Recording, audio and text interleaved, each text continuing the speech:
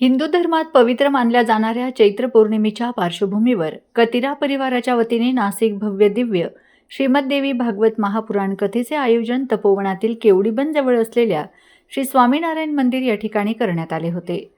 रामायण, महाभारत, श्रीमद भागवत तसेच 18 पुराणांमध्ये उल्लेख असलेल्या देवी भागवताचे इत्थंभूत महत्त्व बोटादच्या श्री महाकाली धाम येथील 1008 महामंडलेश्वर भाविश बापू शुक्ल यांनी देवी भक्तांना कथेच्या माध्यमातून समजावून सांगितले. 3.5 शक्तिपीठांची देवता असणाऱ्या श्री महाकाली, श्री महालक्ष्मी, श्री महासरस्वतीच्या स्वरूपात बाटोदच्या भाविश बापू शुक्ल यांच्या अमृतमयी वाणीतून श्रीमद्देवी भागवत महापुराण कथा भाविकांनी श्रवण केली. या कथेदरम्यान व्यासपीठावर महाकाली स्वरूपिणी सर्व देवी देवतांच्या मूर्तींचे पूजन करण्यात आले होते. याप्रसंगी नारायण गोपाल कतिरा, राजेश कतिरा, चिराग कतिरा, महेश कतिरा, नैतिक कतिरा, जगदीश कतिरा, धवल कतिरा, हर्ष कतिरा, भगवान कतिरा, भाविन कतिरा, ललित कतिरा यांच्यासह कतिरा परिवारातील सदस्य आणि कथा श्रोते मोठ्या संख्येने उपस्थित होते.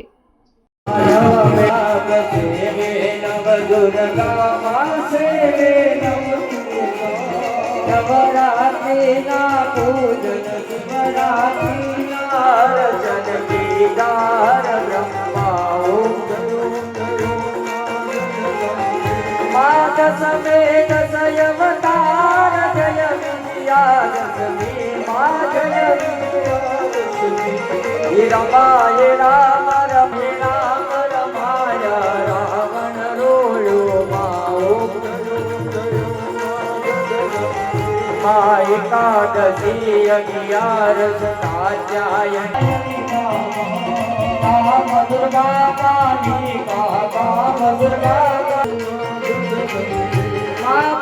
से बाला रूप गौचरियम्बा बटुक भैरव सोइए काल जे नासिक क्षेत्रनी अंदर त्र्यंबकेश्वर सिद्ध क्षेत्रनी अंदर जे श्रीमद देवी भागवत कथा कतिरा परिवार द्वारा आयोजित અને આ કથાની અંદર જે પરિવારે રાજેશભાઈ, ચિરાગભાઈ, નૈતિકભાઈ અને જે ભાઈઓએ જે માનું અનુષ્ઠાન, ભગવતીની પૂજા અને દેવી તત્વ જે આદિ પરંપરા છે અને આનું પૂજન પરમ શ્રદ્ધેય ભગવાને પણ કરેલું અને શક્તિની ઉપાસના એ મનુષ્ય જીવનની અંદર પ્રથમ પાયો છે. જ્યાં શક્તિની ઉપાસના છે ત્યાં જ સર્વસ્વ છે. આજે પણ ચૈત્ર મહિનાની નવરાત્રિ ચાલી રહી છે અને આ ચૈત્ર મહિનાની નવરાત્રિની અંદર નવરાત્રિનું અનુષ્ઠાન, નવરાત્રિનું પૂજન એ બહુ મહાન છે. રામે પણ નવરાત્રિનું વ્રત કરેલું, ભગવાન કૃષ્ણએ પણ ભગવતીની પૂજા કરેલી અને આજના દિવસે જે નવરાત્રિના પૂજનથી શક્તિની ઉપાસના છે. જગતગુરુ શંકરાચાર્ય મહારાજને પણ સ્તોત્રની અંદર લખવું પડ્યું છે ગતિસ્ત્વમ તમે કા ભવાની. તો ભગવતી છે એ જ સર્વસ્વ કરતા હરતા છે. જેમ પોતાના શરીરમાં શક્તિ રૂપે માં બિરાજે છે અને શક્તિ ન હોય તો આપણે એક ડગલું પણ ચાલી શકતા નથી. તો આજના દિવસે જે નાસિકની અંદર આ પરિવાર દ્વારા માની કથા શ્રીમદ દેવી ભાગવત ચાલી રહી છે. દેવી ભાગવત એટલે રામકથા, મહાભારત, શ્રીમદ ભાગવત 18 પુરાણનો જો નિચોડ હોય તો દેવી ભાગવત છે. અને દેવી ભાગવતની અંદર 18 પુરાણની કથા આવી જાય છે. એટલે આ જે દેવી ભાગવત છે જગદંબાનું સ્વરૂપ છે, માનું સ્વરૂપ છે. અને સનાતન ધર્મની જો ધરોહર હોય તો દેવી ભાગવત છે, રામ છે, કૃષ્ણ છે, શિવ છે, સદગુરુ છે, સંત છે, મહાપુરુષો છે. એટલે આજના દિવસે આ દેવી ભાગવત દ્વારા વ્યાસપીઠ ઉપરથી મારો જે કહેવાનો એક જ લક્ષ્ય છે કે શક્તિ તત્વ બહુ મોટું છે અને શક્તિ તત્વની બધાને પણ જરૂર પડી છે. અને જે કતિરા પરિવાર દ્વારા કથા થઈ એ કથામાં નાસિકની અંદર અમને ખૂબ જ આનંદ છે અને એ પરિવારને પણ ખૂબ જ આનંદ છે કે આ કથાનું માધ્યમ બની અને કથા દ્વારા શુભ અવસર પ્રાપ્ત થયો છે. અસ્તુ. जय सियाराम, जय गुरुदेव, भारत माता की जय, माँ शक्ति की जय, गंगा मैया की जय, गोदावरी मैया की जय. यहाँ पे जो हमने कतिरा परिवार द्वारा जो श्रीमद देवी भागवतम और हमारे जो पूज्य बापू है भावेश बापू शुक्ल जी, उनके थ्रू यहाँ पे रखा गया है. और देवी भागवतम ये 18 जो हमारे अलग अलग पुराण है उसका मिश्रण है सब में मिलके। और इसमें शक्तिपीठ के बारे में बताया गया है, हमारे देवोदेव महादेव के बारे में बताया गया है, कृष्ण जी के बारे में बताया गया है।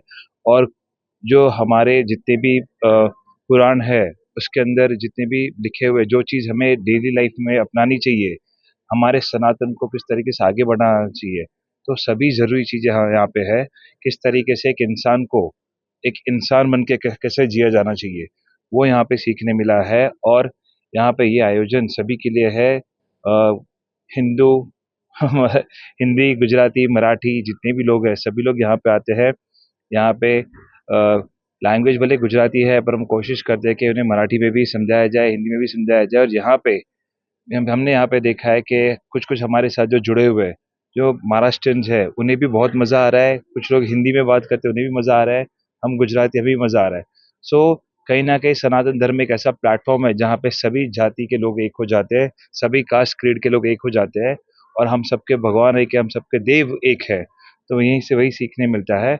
और किस तरीके से हमें तो हम काफ़ी कहेंगे धन्यवान है कि हमें जगत गुरु मिल गए, सदगुरु मिल गए, जिनके द्वारा हमें इतना सारा ज्ञान मिला हमारे पुराणों के बारे में। और इसी के थ्रू मैं अपने विराम देता हूँ मेरे वर्ड्स को। महाभारत, रामायण हम बहुत सारे सुन चुके हैं, लेकिन देवी भागवत बहुत कम सुना है हम लोगों ने। और इनका जो महत्व है, इसका जो अंदर डीप में हम कभी गए नहीं। अभी हमने देवी भागवत सुना तो हमें बहुत सारे हमारे धर्म के प्रति क्या आस्था होनी चाहिए, क्या हमारे जीने के नियम होने चाहिए, ये हमें समझने मिला। मतलब हमारे धर्म में बहुत सारी ऐसी चीज़ें जो हम नहीं जानते हैं। ये जो देवी भागवत के माध्यम से हमें बहुत ऐसी चीज़ें मिली जो हमारे जीवन के लिए ज़रूरी है, टाइप के लिए। तो हमारे परिवार के लिए या हमारे सगे संबंध जो भी आए उनके लिए बहुत अच्छा लगा उनको ये भागवत सुन के। उनको ऐसा लगा कि बहुत फ़ायदा हुआ, उनको जीवन जीने का कोई रास्ता मिला है यहाँ से।